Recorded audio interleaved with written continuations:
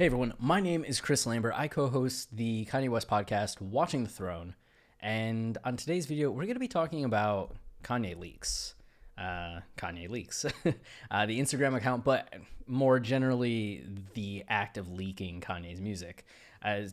Specifically because so many Yandhi songs have leaked at this point that we almost have the entirety of the initial September 2018 version of Yandhi that we thought we were going to get when Kanye went on Saturday Night Live, which is kind of cool. But there's a big caveat with that, and that this is unfinished music, right? This isn't the album that was going to be done and then, it's leaking early. These are all songs that, as far as we know, got to some point in the process and then got leaked. I mean, they could have been abandoned way earlier. They could continue to be worked on, but we know that Kanye isn't somebody that finishes early, right? He's working on things all the way up to the last minute. Happened with Life of Pablo, happened with Ye, happened with Kids See Ghosts, happened with Yeezus. College Dropout leaked early, and Kanye went back in and changed entire songs, adding more musical elements, redoing raps and verses.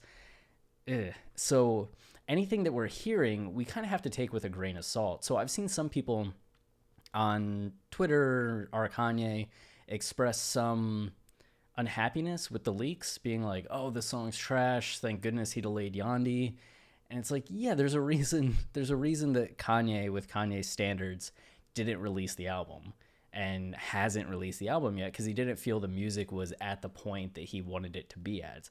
So personally, when it comes to leaks, I'm curious, but I'm also a little bit disinterested because I also know this isn't what Kanye wanted to give us. And it brings up kind of a big conversation about what stance we should have when it comes to leaks and everything. But I'll get into that after we actually talk about the leaks. You can hear my hypocrisy. So Kanye Leaks, I'm kind of proud of Cole with this account because when this account got started, I think I first found it, or Cole found me, when it was like 400 followers, and now it's all the way up to 18,000, and well deserved. The amount of care and attention that goes into this and curating it is really impressive. Same with the account Vintage Kanye Merch. There's just obviously a lot of care taken with this, and getting an audience based on that is nice to see. But the post in particular here is this one. So you can see that we had this initial photo way back when that showed the Yandhi board. And everybody was just like, what the fuck does it say? It's clearly the Yandhi track list. We know Kanye likes to put tracks up on boards, but what's it say? And we finally got a clearer image of it here. You can see Yandhi. It's a triple X, which is Storm, New Body, Bye Bye Baby, I Love It. What's that last one? Hurricane. Always throws me. Hurricane, Alien, SpaceX, Last Name, City in the Sky, Garden, We Got Love, and Chakras. And a few of those we've heard. I Love It we heard, We Got Love, and then City in the Sky, Garden is actually We'll Find a Way, that has been part of Sunday service since maybe the second or third Sunday service. And is a song I'm so excited about. Like, I want the full like CD quality version of that. But you can see the status of these songs so far, and some of the statuses. This post is just 3 days old, and they've already changed. That's how rapidly we've been getting these songs coming out. So Triple X, The Storm, full track was gonna leak soon. It's leaked. New Body, full track's available. Bye Bye Baby, there's been an update. It's no longer unknown. I Love It came out. Hurricane, 80 Degrees, full track to leak soon. Alien, SpaceX. You can see the alien eyes back behind this post. It's leaked. Last Name, snippets available. We'll Find a Way. We've been hearing snippets at Sunday service. And then We Got Love, heard the full thing on Saturday Night Live and at Teyana's listening party, as was initially supposed to be part of Teyana's album. And then Chakras, which always cracks me up because at that end of 2018, Kanye was so into energy and chakras that it makes so much sense that Yandhi would have the chakra song on it. So even after that post was made, immediately after, the Storm leaked. And you can see Kanye, Ty Dolla $ign, Ant Clements, XXXTentacion. And then just yesterday or today, we got Alien SpaceX, and then the snippet from Bye Bye Baby. Rapid. So much Yandhi. But again, is this what the final versions would have sounded like? Like, how much better would they have been if Kanye was able to finish them or did decide to take them to completion? Because at this point, they kind of feel like some cool elements, but not the synergized final product that we're used to getting from Kanye, which is why they're unfinished tracks, right? And unreleased tracks. You get to a certain point in the process and you're just like, nah, moving on to something else. And this brings up like the whole kind of issue with leaks. So Jamie393 brought up, to be honest, leaking Kanye's music is whack. Like, imagine working so hard on a song and paying artists to feature on it only for some lowlifes to leak it for $1,000. Yeah, there's kind of a good point there. And AV44 or Ava Year, I never know how to say it, but he's cool. We had him on the podcast way back in the day for a story, but he says, our Kanye is against leaks and group buys. We spend our days loving and almost worshiping someone, yet at any given moment, some of us will pay a nobody to leak one of Ye's arts. Something you put blood, tears, and sweat into. As an artist, your art is a piece of yourself. To have a leaker rip the unfinished version from you and get paid for it by your own fans is simply disgusting. Yeah, so this is something that I didn't think much of until recently. We would retweet just random leaks that would come up and be like, oh, this is awesome. Now people can hear this. Because to me, it would always, as fans, we're so interested in what our favorite artist is doing. And I think we do have the perspective that this is unfinished.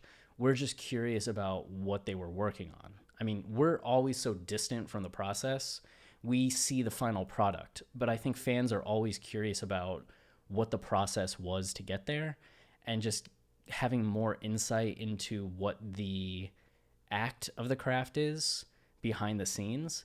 That hearing these unfinished songs is just cool for us because it's the closest we get to getting to kind of experience the process, right? Like, you may hear Fell Out of Heaven from Life of Pablo, and you hear the awesome beat and Kanye kind of doing his na na na na na na na na na na na, muttering to kind of feel out how the verse would be shaped and kind of what the rhyme schemes would be and what the rhythm of the lyrics would be, which is cool to hear. We'd never get to know that otherwise, that was part of his process.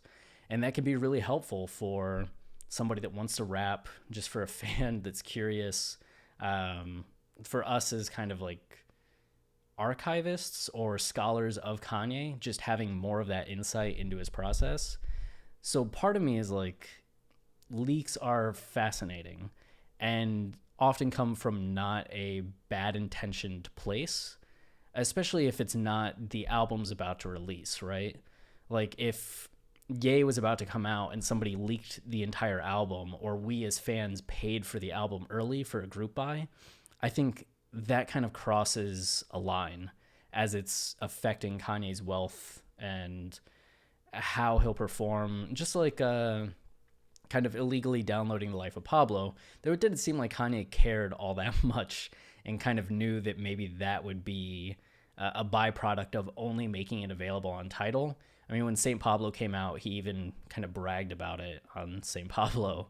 But then I also feel like, are Kanye's right in terms of not trying to promote leaks in that way?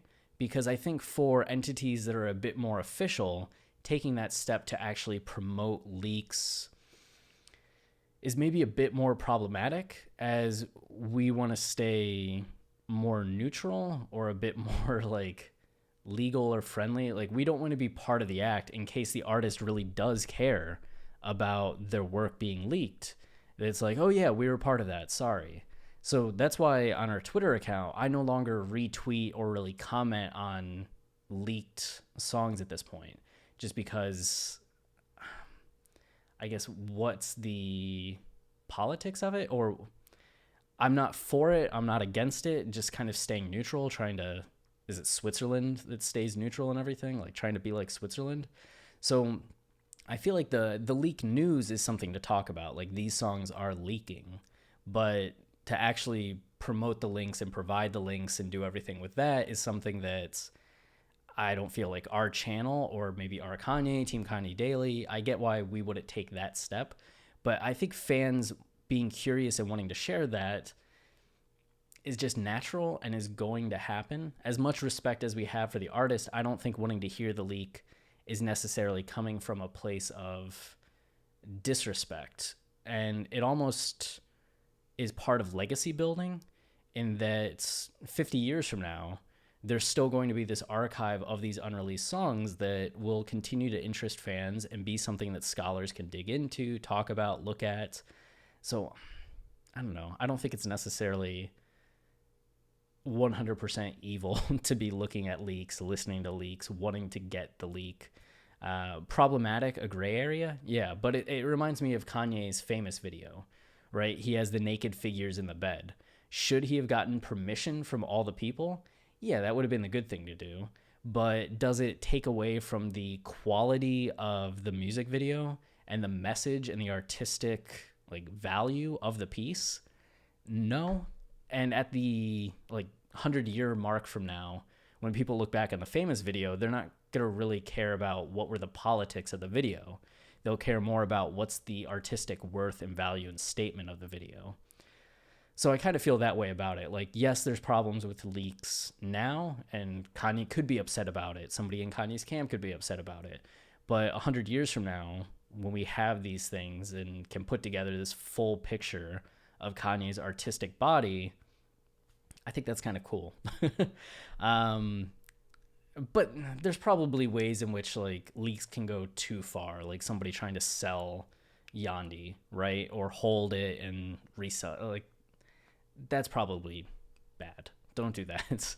Yeah, and that's it for this video. If you have any specific thoughts or questions on the leaks, again, Kanye Leaks Instagram, I'm sure that there's a ton of conversation going on. You can see 84 comments, 107, 79, 142, 192. So there's definitely an active conversation involved there. And then if you want to listen to our podcast, we have a ton of episodes, including a recent interview with Zach O'Malley Greenberg, who conducted the Forbes interview with Kanye. Excuse me. So you get to hear behind the scenes and more details of the interview that didn't make the Forbes article, which is kind of cool. And then we also have some official merch if you want to support us that way. We have mugs, phone cases, t-shirts, ice cream, done in the ice cream inspired by Kanye albums. And we also wrote a whole book on Yeezus, which is the best and only book analyzing and explaining all of Yeezus. So that's available too. And then the other way to just support us is liking and subscribing. It tells YouTube that this is a channel people enjoy, and then they promote it more. But if you have any requests for content, I know it's been a minute since I made a video. Just go ahead and leave a comment, and I'll try to catch up with some of that. Hope you're doing well and continuing to stay wavy and loopy, and we'll talk soon. See ya.